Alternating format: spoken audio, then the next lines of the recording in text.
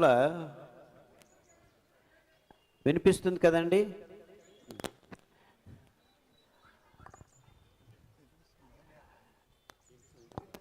ఈ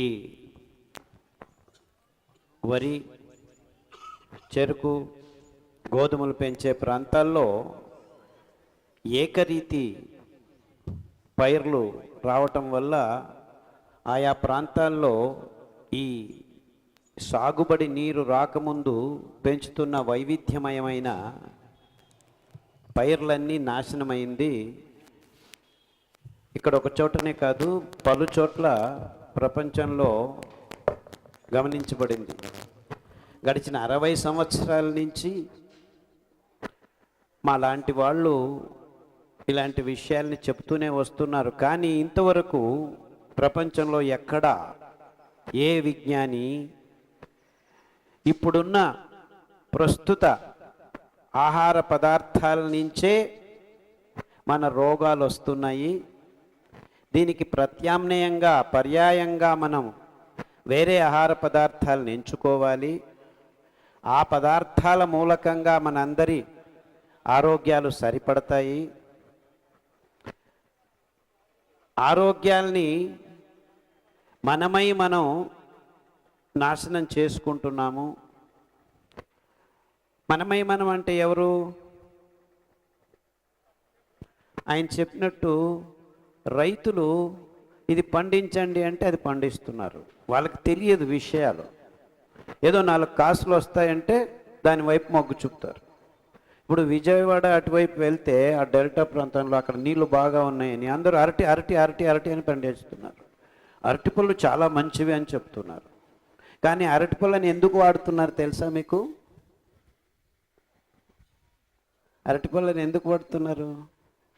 అందరూ కూర్చొని అరటిపళ్ళు తినట్లేదు. ఏం చేస్తున్నారు చెప్పండి, ఒక్కరికైనా తెలిసి ఉంటుంది ఈ విషయం. సారాయి తయారు చేస్తున్నారు. అలాగే మొట్టమొదట్లో మన దేశంలోనే ప్రపంచంలో ఎక్కడ ఈ విషయం తెలియని సమయంలో, అంటే 200, 300, 400 సంవత్సరాల క్రితమే ప్రపంచానికి అంతటికీ అసూయ పడేటట్టు తాటి చెట్ల నుంచి, ఈత చెట్ల నుంచి బెల్లం తయారు చేసేవాళ్ళు. తీపి పదార్థం అంటే భారతదేశం ఇంకెక్కడ దొరికేది కాదు. అద్భుతమైన పర్యావరణానికి పూరకమైన తీపి పదార్థాన్ని తయారు చేసే విధానం ప్రపంచంలో ఎక్కడా లేదు. కానీ ఈ బ్రిటిష్ వాళ్ళు ఆ చెరకు అనే పదార్థం అడవుల్లో ఎక్కడో అరుదుగా పెరిగే ఒక గడ్డి పూచకు చెందిన జాతి, దాన్ని పట్టుకొచ్చి నల్లవాళ్ళని బానిసలుగా మార్చి షుగర్ ఎస్టేట్స్ తయారు చేసి చక్కెరను దాని నుంచి మొదలు పెట్టించి మొత్తం భారతదేశంలో తయారవుతున్న ఈ తీపి పదార్థాన్ని విలువ లేకుండా చేసి ప్రపంచమంతా ఇప్పుడు చక్కెర కోసం ఆరాటపడేట్టు చేసుకున్న, అంటే షుగర్ ఎస్టేట్, ఈ confectionery addiction of British people transformed the whole world into ఈ షుగర్ అడిక్షన్కు మొదలైంది. కానీ ఇందులో ఉన్న అవైజ్ఞానికత ఏమిటి అని ఇంతవరకు ప్రపంచంలో ఒక్క శాస్త్రజ్ఞుడు చెప్పేదానికి ముందుకు రావట్లేదు. ఎందుకంటే ఈ విజ్ఞానులందరూ ఈ కంపెనీల చేతుల్లో తోలు బొమ్మలుగా మారి కూర్చున్నారు గడిచిన 200 సంవత్సరాల నుంచి.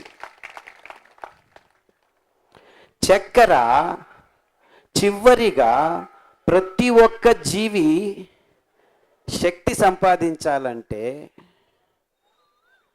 గ్లూకోజ్గా మారుతుంది. అంటే మన పచననాళంలో చివరి పదార్థంగా 108 జీవ రసాయనిక క్రియాల అంత్య పదార్థం అది. అంటే ఇంకా చక్కెర అయింది అంటే చిన్న పేగుల్లో నుంచి రక్తంలోకి పీల్చుకుంటూ గ్లూకోజ్గా మారిపోతుంది. ఆ గ్లూకోజ్ జీవకోశంలోకి వెళ్ళి ఆమ్లజనకంతో కలిసి భస్మం కావింపబడి ఇంగాలామ్లంగా మారి మనకు శక్తి వస్తుందన్నమాట. అంటే ప్రతి ఒక్క జీవక్రియకు మూలం ఈ గ్లూకోజ్. అంటే చివరి పదార్థంగా మన రక్తంలోకి వెళ్ళవలసిన పదార్థాన్ని, ఆ అంత్య పదార్థాన్ని మొత్తం ప్రపంచమంతా పెద్ద ప్రమాణంలో దీన్ని తయారు చేస్తున్నారు. ఎంత తయారు చేస్తున్నారు అంటే డ్యాములు కట్టి, ఇలాంటి పెద్ద పెద్ద ఇంజనీర్లు అందరూ కలిసి, sorry with all due respect sir, వాళ్లకు తెలియదు ఎందుకు కడుతున్నాము అని. కట్టారు. నీళ్లు కడతారా మీరు ఇంజనీర్లు, ఇంత మటుకు చేయలేరా అంటే పనిలో దిగబడి రాత్రి పగలు 24 గంటలు పనిచేసి కష్టపడి డ్యాములు కట్టి, చూడండి నీళ్లు కోరారు, మీరు ఇస్తున్నాం తీసుకోండి అన్నారు. ఆ ఇచ్చిన నీళ్లతో ఈ చక్కెర ఎస్టేట్లను తయారు చేశారు. నా దేశంలోనే కొన్ని డ్యాములు కడితే మొత్తం ఇప్పుడు భారతదేశంలో 48 లక్షల టన్నుల చక్కెర తయారవుతుంది ప్రతి సంవత్సరం. 48 lakh tons. అంటే ఒక్క చక్కెర, కేజీ చక్కెర తయారు చేసేదానికి 28,000 లీటర్ల నీళ్లను సాగుబడి చేయాలి మనం. ఏం చేసాము, చక్కెరను ప్రతి ఒక్కడి నోట్లోనూ వేస్తున్నాం. పొద్దుటి నుంచి రాత్రి వరకు అది ఎంత చక్కెర నోట్లోకి వెళ్తుందంటే సగటు మానవుని నోటిలోకి ఇప్పుడు ప్రస్తుతం 28 గ్రాములు చక్కెర నేరుగా వెళ్తుంది. అంటే మన పచననాళంలో గొలుసు సరణిగా ఈ జీవరసాయనిక క్రియలు జరగాల్సిన పని, తర్వాత ప్రొడక్షన్ కావాల్సిన పదార్థాన్ని మొదలే నోట్లో వేస్తున్నాం. అంటే ఈ జీవరసాయనిక క్రియలన్నింటినీ తలకంబలకం చేస్తే మీకు ఏమైనా ఆరోగ్యం ఉంటుందా? So the last product you put it in to your mouth. మొత్తం దేవుడు ఇచ్చిన పచననాళం ఉద్దేశము ఈ చక్కెరను తయారు చేయటం.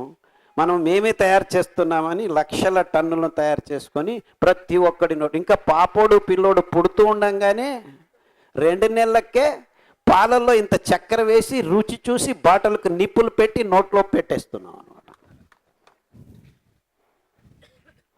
అంటే ప్రపంచమంతా ఎంత వైజ్ఞానికంగా ఈ చక్కెరను ఆహ్వానించి జీవరసాయనిక క్రియల అంతిమ పదార్థాన్ని నోట్లో వేసుకోవడం మొదలుపెట్టినప్పటి నుంచి మానవ జాతిలో రోగాలు మొదలయ్యాయని ఈ పాశ్చాత్యుల వాణిజ్యీకరణ కబంధ హస్తాల్లో చిక్కుకున్న ఏ ఒక్క విజ్ఞాని ఇంతవరకు నోరు వెప్పి చెప్పట్లేదు. ఇంతవరకు టిల్ టుడే. నేను 20 సంవత్సరాల నుంచి ఇలా గొంతు చించుకొని చెబుతూనే వస్తున్నాను.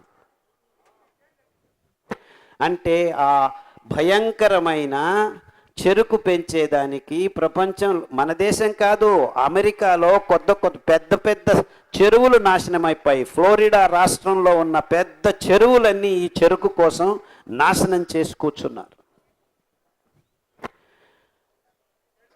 నెక్స్ట్ వరి బియ్యం, నెక్స్ట్ గోధుమలు, నెక్స్ట్ ఇప్పుడు సోయాబీను, మొక్కజొన్నలు, జన్యు మార్పిడి ప్రయోగాలతో ఇప్పుడు చక్కెర చాలదు, వరి చాలదు, గోధుమలు చాలదు, ప్రపంచమంతా మాంసాహారులుగా మార్చేదానికి ఈ కంపెనీలు ముందంజలు వేస్తున్నాయి. దానికి కావలసిన సరంజామాను పెంచేదానికి ఇప్పుడు 1 కేజీకి ఇప్పుడు మాంసం తయారు చేయాలంటే 50,000 లీటర్ల నీళ్లను కట్టాలి మనం. 1 కేజీ బియ్యానికి, ఆయన ఇరిగేషన్ డిపార్ట్మెంట్ కాబట్టి 5,000 అంటున్నాడు. నిజంగా క్యాలిక్యులేట్ చేస్తే అది 8,000 నుంచి 10,000 లీటర్లు కట్టాలి. ఇప్పుడు డిపార్ట్మెంట్ వాళ్ళని, సైంటిస్టులను అడిగితే యాక్చువల్లీ వరి పెంచడానికి 3,000 లీటర్లు చాలు అంటారు.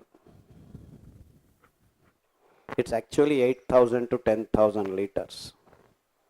అంటే 1 కేజీ వరి పెంచేదానికి, forget about sugar, forget about meat, అవి రెండుల గురించి మాట్లాడాల్సిన అవసరం లేదు. They are గజ్లర్స్.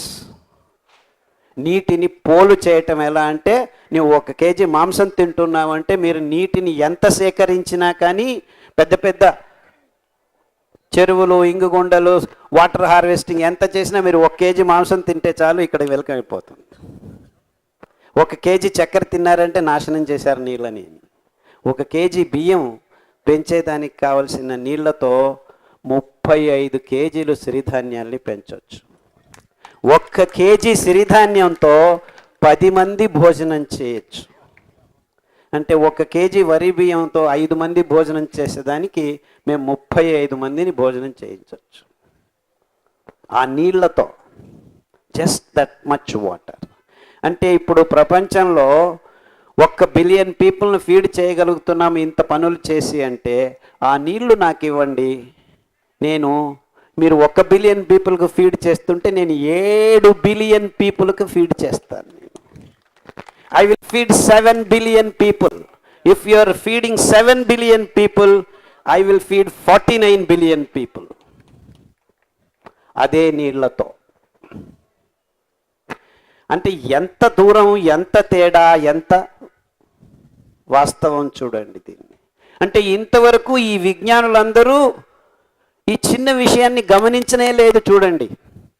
పేరుకు మాత్రం ఐఐఎంఆర్, ఈఎంఆర్ అని ప్రతి దేశంలోనూ రీసెర్చ్ సెంటర్లు పెట్టి కూర్చున్నారు. వాళ్ళందరూ ఊరక ఆటకుంది లెక్కకు లేదు అని ఈ పెద్ద పెద్ద కంపెనీల చేతుల్లో కీలుబొమ్మల్లాగా పక్కన అప్పుడప్పుడు ఒక చిన్న ఉత్సవము, మేళా అని చేసి సంవత్సరానికి ఒకసారి మేము ఉన్నాము, మేము జీతం తీసుకుంటున్నాము అని చెప్పి కట్ అండ్ పేస్ట్ టెక్నాలజీలో పుస్తకాలు తయారు చేసి కూర్చుంటున్నారు. ఎందుకంటే ఇవన్నీ ఈ కంపెనీల చేతుల్లో ఇరుక్కుపోయిన విజ్ఞానం అనే ఒక బూటకపు మాటల్లో ప్రపంచాన్ని అంతా ఇరికించుకున్నారు. ఆ కోవకు చెందిందే పాలు. పాలు తల్లి స్తనం నుంచి నేరుగా పిల్లడి నోట్లోకి వెళ్ళాల్సిన ఒక అద్భుతమైన అస్థిర పదార్థం. దాన్ని ఏం చేశారు? పాలు పరిపూర్ణ ఆహారం అని చెప్పి ప్రపంచంలో ఉన్న ప్రతి మానవుడు తాగుతూ ఉండాలి, రోజంతా తాగుతూ ఉండాలి, జీవితాంతం తాగుతూ ఉండాలి అని చెప్పేశారు. దీనికంటే ఇంకా అవైజ్ఞానిక విషయం ప్రపంచంలో ఏదీ లేదు. Absolutely nothing beats this. ఈ పాలు తాగటం వల్ల ప్రతి ఒక్క మానవుని దేహంలో హార్మోన్ అసమతులనం అవుతుందని ఏ విజ్ఞాని ఇంతవరకు నోరు విప్పి చెప్పట్లేదు. ఇంతవరకు నేను 20 సంవత్సరాల నుంచి లబో దిబో అని గట్టిగా అరుస్తూ చెప్తూ వస్తున్నాను. ఇంత గట్టిగా అరవాల్సిన పని లేదు, మెల్లిగా మాట్లాడచ్చు. నేను మైక్ ఇచ్చారు అయినా గట్టిగా అరుస్తాను. ఎందుకంటే నాకు బాధ.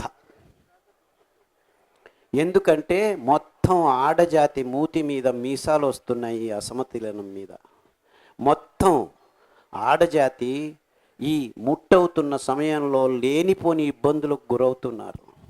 అంతటితో ఆగట్లేదు. చిన్న చిన్న పిల్లలు ముట్టవుతున్నారు. 3 సంవత్సరాల పిల్లలు ముట్టవుతున్నారు, ఆడపిల్లలు. ఇదంతా జరుగుతూనే వస్తుంది. మొత్తం ప్రపంచమంతా జరుగుతూనే వస్తుంది. ఏ వైద్యుడు, ఏ విజ్ఞాని దీని గురించి ఇంకా మాట్లాడటం లేదు,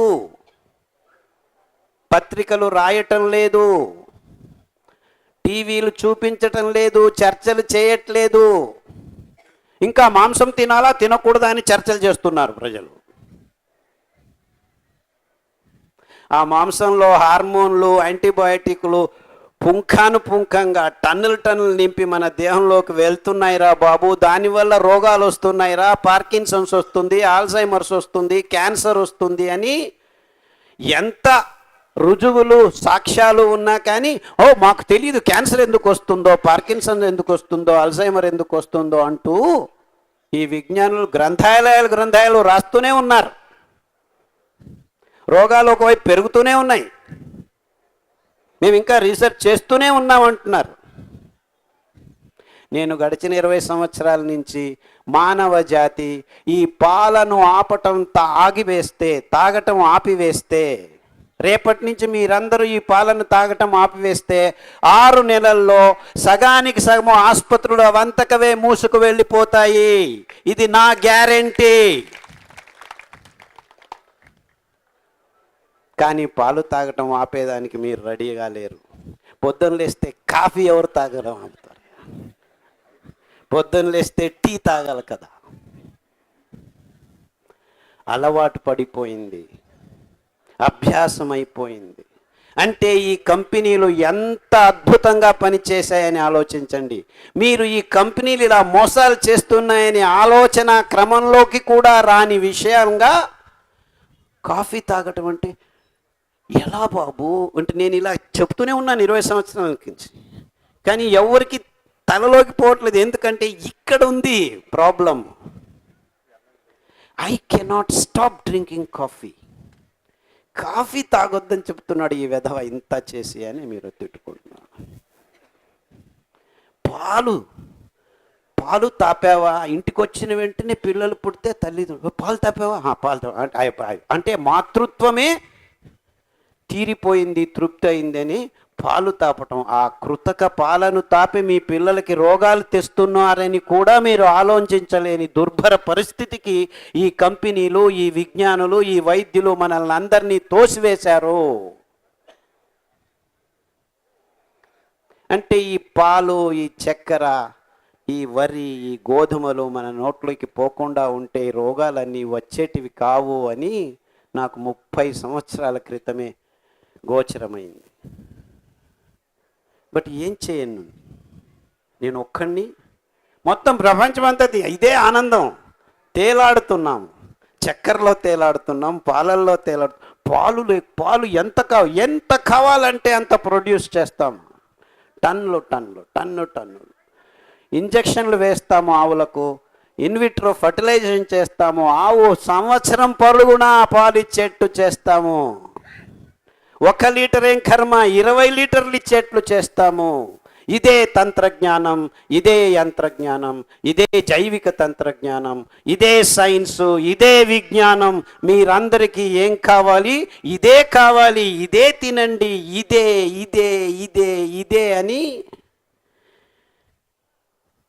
పాలు పరిపూర్ణ ఆహారం అని విజ్ఞానపు పుస్తకాల్లో రాసుకొని సంభ్రమిస్తూ పాలుగా తాగటం కంటే దాన్ని గట్టిగా చేసుకొని అని పన్నీర్లు ఇంకా కాన్సన్ట్రేట్ చేసి 10 లీటర్లను 100 గ్రాములు 200 గ్రాములకు దింపుకొని అందులో ఉన్న కెమికల్స్ని ఇంకా కాన్సన్ట్రేట్ చేసుకొని తింటూ ఉంటే మన దేహంలో అసమతులన ఇంకా ఎక్కువ అవుతుంటే ఏం పర్వాలేదు, మీకు హార్మోన్ ఇంబ్యాలెన్స్ అవుతుంది అని చెప్పి ట్యాబ్లెట్లు రెడీ చేసి మళ్ళా స్టెరాయిడ్స్ను మీ దేహంలోకి ఇంజెక్షన్ రూపంలో, ట్యాబ్లెట్ రూపంలో ఇంకా రోజు ఇస్తూ ఇంతవరకు చేసుకున్న డబ్బులు చాలదని 1కి 10 ఎక్కువగా ఈ ఔషధీ కంపెనీలు తయారైపోతే మీరు ఈ డాక్టర్ల చుట్టూ తిరుగుతూ ఆరోగ్యం వస్తుంది అనుకుంటున్నారు. అక్కడ మీకు దొరికేది ఈ ట్యాబ్లెట్లు మాత్రమే అని నేను గట్టిగా నోరు విప్పి చెబుతూనే వస్తున్నా. మీరు డాక్టర్ల చుట్టూ, ఆసుపత్రుల చుట్టూ తిరిగితే మీకు వచ్చేది ఆరోగ్యం కాదు, ట్యాబ్లెట్లు, ఆపరేషన్లు, అంతకంటే ఇంకేమీ జరగదు. కారణం ఏమిటి? ఎందుకు ఇలా మనల్ని మనం మోసం చేసుకుంటున్నాం? ఎవరు వీళ్ళంతా? అంతా మనమే. అంటే మన శత్రువు ఎవరో కాదు, మనలో ఉన్న ఆ గ్రీడ్. అదేదో సాధిస్తున్నాము ఆ డబ్బు కోసం. ప్రతి ఒక్కరూ, అది విజ్ఞాని అయినా, అమ్ముతున్నవాడైనా, రైతైనా, ఎవరు. ఎందుకంటే రైతులకు రోగాలు వచ్చాయి. వాడేం చేస్తాడు పాపము, ముందు ఉలవలు, అలసందలు, కొర్రలు, సామెలు, వెర్రి నువ్వులు పెంచుకొని హ్యాపీగా ఉండేవాడు. కానీ ఇక్కడ అమ్మ అవసరం లేదు, నాన్న అవసరం లేదు, 2 నిమిషాలు నూడిల్స్ తినండి అని ప్రకటనల్లో వైభవీకరించి చూపిస్తుంటే, అయ్యో మా పిల్లలు నూడిల్స్ తినాలి కదా, ఈ సంగటి కొర్రన్నం తినటం ఏమిటి, మేము అలా ఉండాలి కదా అని వాడు అనుకోకూడదా? సో ఎందుకులే ఈ కొర్రలు పెంచి ఎవడు తినట్లేదు. 50 పైసలు కొర్రలు. నేను వచ్చినప్పుడు రైతులకి కొర్రలు పెంచుతూ నిన్నారు ఇంకా, ఎందుకంటే అదే పెరుగుతాయి, ఊరికి తెలియదు, ఇంకేం పెంచాలో తెలియదు మెట్టభూమి రైతులకు, అదే పెంచుతున్నారు. ఎంతయ్యా? 50 పైసలు కేజీ. సో ఏదో పెరుగుతున్న 50 పైసలు తీసుకొని చివరకు అదైనా వేయడం ఎందుకు? వేసేదానికే 50 పైసల కంటే ఎక్కువ ఖర్చు అవుతుంది. సో అక్కడ ఇక్కడ విరిగి అడిగి పడిగిపోయిన కొర్రలు ఉంటే మళ్ళీ పెరిగితే దాన్ని కోతకు చేసుకున్నాం అనుకున్నా లేబర్ కూడా కాస్ట్ కరగవాడు. ఇంత భయంకర స్థితికి తీసుకొచ్చిన ఈ కంపెనీలు, ఈ విజ్ఞానులు, ఈ వైద్యులు, ఈ రాజకీయ నాయకులు అందరూ ఈ బుట్టలో ఉన్నారు. ఏం ఒకరి మించి ఒకరేం కాదు, అందరూ భాగస్వాములే. ఇదంతా మన మూతి కిందనే జరుగుతుంది, ముక్కు కిందనే జరుగుతుంది. సో నాకు పార్కిన్సన్స్ వచ్చింది, మా అబ్బాయి బుద్ధిమంతుడిగా పుట్టాడు, లేవలేడు, నడవలేడు, కళ్ళల్లో కళ్ళు పెట్టి చూడలేడు. ఇవన్నీ రోగాలు పైనుంచి ఏం రావట్లేదు. మీ నోట్లోకి వెళ్తున్న ప్రతి ముద్ద, ప్రతి చుక్క మీ ఆరోగ్యాన్ని, మీకు పుట్టబోయే పిల్లల ఆరోగ్యాన్ని ఇంత చేసి ఆడవాళ్ళకి ఇలా అవుతుంటే మగవాళ్ళకి ఏమైందంటే వీర్యకణాలు లేచిపోయాయి. వీర్యకణాలే లేవు. ఇంకో 10-15 సంవత్సరాల్లో మానవ జాతికి పిల్లలు పుట్టరు అని ఒక రిపోర్ట్ వస్తుంది. ఎందుకు? వీర్యకణాలు లేవు మగవాళ్ళలో. దానికి సాక్ష్యం ఆల్రెడీ ఉంది. వయాగ్రా అనే ట్యాబ్లెట్ $1 బిలియన్ బిజినెస్ ప్రపంచంలో. అంటే లింగము స్తంభనం లేకుండా చాలామందికి చాలా ఇబ్బందులు అవుతున్నాయి. And this is the sad story of human race still today. ఇది విజ్ఞానం పేరులో, ప్రగతి పేరులో, ఇంకా ఏదేదో పేర్లు, ఇంతవరకు ఇది అవైజ్ఞానికం, ఇది తినకూడదు, ఇది తినాలి, ఇది తింటే ఇది అవుతుందని కలిపి సమగ్రంగా ఆలోచించి ఏ చర్చలు, ఏ సదస్సులు విశ్వవిద్యానిలయాల్లో జరగట్లేదు, ఎక్కడా జరగట్లేదు. ఎందుకు జరగట్లేదు? వీళ్ళందరూ ఈ కంపెనీల చేతుల్లో ఇరుక్కుపోయారు. అంతే, ఇంకేమీ లేదు. Very simple reason, as simple as this. పెద్ద జీనియస్ అవసరం లేదు దీన్ని తెలుసుకునేదానికి. అంటే ఎంతో ఒక 15-20 నిమిషాలు మాట్లాడానా నేను. ఇందులో అన్ని విషయాలు ఇమిడి ఉన్నాయి ఇందులో. అంటే మనం ఇంక చేయాల్సింది ఏమిటి? మనం ఇప్పుడు ఫస్ట్ దానికంటే ముందు ఏం చేయాలి? వరి బియ్యం తినటం ఆపు చేయాలి, కాఫీ తాగటం ఆపు చేయాలి, టీ తాగటం ఆపు చేయాలి, పాలు తాగటం ఆపు చేయాలి. అవి ఆపు చేసే ముందు ఇవి పండించాలి. సో ఇది పండిస్తూ దీన్ని ఆపు చేస్తూ రావాలి. ఎందుకంటే టక్కని ఆపు చేస్తే బతకాలి కదా, ఏవో రోగంతో అయినా బతుకుతున్నాం ఇప్పుడు ఇవన్నీ తీసుకొని. సో ఉన్న స్థితి నుంచి వేరే స్థితికి, మంచి స్థితికి వెళ్ళాలంటే టక్కని ఆపు చేయడం మంచిది కాదు. రోగం వచ్చింది నాకు, SLE ఉంది, లూపస్, ఆటో ఇమ్యూన్ డిసీజ్, దీనికి మందు లేదు, స్టెరాయిడ్స్ తీసుకుంటూ ఉండు లైఫ్ లాంగ్. BP ఏమీ చేయలేము, టాబ్లెట్ తీసుకుంటూ ఉండు. ఎన్ని రోజులు డాక్టర్? Life long. డయాబెటీస్ వచ్చింది, మాట్లాడనే వద్దు, ఫస్ట్ కొన్ని రోజులు టాబ్లెట్ తీసుకో, తర్వాత ఇన్సులిన్ వేసుకో. ఎన్ని రోజులు? Life long. క్యాన్సర్ వచ్చింది, లైఫ్ ఉన్నంత వరకు, లైఫ్ లాంగ్ కాదు, లైఫ్ ఉన్నంత వరకు అంట. నవ్వండి, బాగుంది జోక్. మనల్ని మనం జోక్ చేసుకోవచ్చు, ఏం ప్రాబ్లం లేదు. మనకే కదా వస్తుంది రోగాలు. అంటే ఇంత గంభీరమైన స్థితిలోనూ నవ్వేందుకు మనం రెడీగా లేమంటే నిజంగా మనల్ని రోగాలు పీడిస్తున్నాయని. అంటే రోగాలకు మనం సరెండర్ అయిపోయాం. క్యాన్సర్ అంటే భయం, BP అంటే భయం, డయాబెటీస్ అంటే భయం. మనకు తెలుసు ఈ రోగాలు వస్తే లైఫ్ లాంగ్ ట్యాబ్లెట్లు తీసుకోవాలి, లైఫ్ లాంగ్ కష్టపడుతూ ఉండాలి. అంతటితో ఆగలేదు. ఈ రోగాలు వస్తే మీ పిల్లలకు పెళ్ళిళ్ళు కావు. క్యాన్సర్ ఉండింది మా తాత కంటే, ఓ ఇది అనువంశీయం. సర్దుకోండి ప్లీజ్, ఇంకొక గంట మాట్లాడతాను, అందరం వెళ్ళిపోవచ్చు.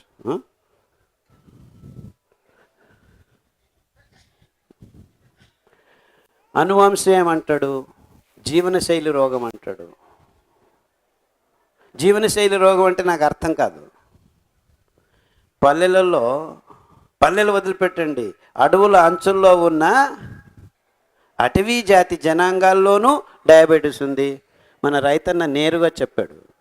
ఎన్టీ రామారావు గారు వేరే సామాజిక దృక్కోణంతో ₹2 కేజీ అని బియ్యం చేస్తే అవి తిన్న వాళ్ళందరికీ రోగాలు రావడం మొదలుపెట్టాయి. ఇప్పుడు ఆ ₹2 బియ్యము అటవీ జాతుల వాళ్ళకు కూడా అందజేయబడ్డాయి, వాళ్ళకు కూడా ఈ రోగాలు రావడం మొదలుపెట్టాయి. ఇంత జరుగుతున్నా ఇంకా బియ్యం తినద్దు, గోధుమలు తినద్దు, గుడ్లు తినద్దు, పాలు తాగొద్దు అని చెప్పేవాళ్ళు ఇంతవరకు రాలేదు, ఎవరూ రాలేదు. సింపుల్గా 100 సంవత్సరాల క్రితం ఈ పదార్థాలన్నీ భూమి మీద లేవు.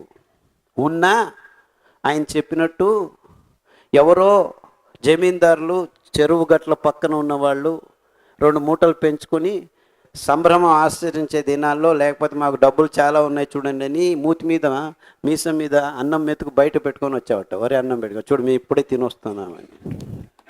This is real. ఇది అభూత కల్పన ఘటన కాదు, ఇది జరుగుతున్న ఘటన. జస్ట్ 80 years 90 years ముందు. అంటే అతి అరుదుగా తినేవాళ్ళు, సర్వసామాన్యులందరూ తింటున్నవి కొర్రలు, అరికలు, అండుకొర్రలు, సామెలు, ఊదులు, రాగులు, జొన్నలు, సజ్జలు, వరిగలు, మొక్కజొన్నలు. అంటే ఎంత తొందరగా just within 50 years to 60 years, మనమే కాదు, మన దేశంలోనే కాదు, ఇటలీలోనూ కొర్రలు తినేవాళ్ళు. ఇన్ఫ్యాక్ట్ కొర్రల్ని ఇటాలియన్ మిల్లెట్ అని పిలుస్తారు ఇంగ్లీష్లో. అండుకొర్రల్ని అమెరికన్ మిల్లెట్ అంటారు. లిటిల్ మిల్లెట్స్ ఆఫ్రికన్ మిల్లెట్ అంటారు సామెల్ని. ఊదల్ని జర్మన్ మిల్లెట్ అంటారు, రష్యన్ మిల్లెట్ అంటారు. ఎందుకంటున్నారు? ఆయా ప్రాంతాల్లోనూ ఇవన్నీ పెరిగాయి. అలా అని చెప్పి కొర్రలు మనము ఇటలీ నుంచి తెచ్చుకున్నామని కాదు. ఇటలీలోనూ పెంచుకుంటూ నిన్నారు, మన దేశంలోనూ పెంచుతూ నిన్నారు. ఇన్ఫ్యాక్ట్ కొర్రల్ని ఇక్కడ మన ఆంధ్రాలో కొర్రలు అంటాము, కర్ణాటకలో నవనే అంటారు, ఉత్తర భారతదేశంలో కుట్కి కంగని అంటారు. అన్ని జనాంగాలు, ఇన్ఫ్యాక్ట్ ఆర్కాను కోదో అంటారు. ఆ హిమాలయ కొండ చర్యల్లో ఉన్న అటవీ జాతులందరూ ఇప్పటికీ అదే తింటున్నారు. అర్థమవుతుందా నేను చెప్పేది? అంటే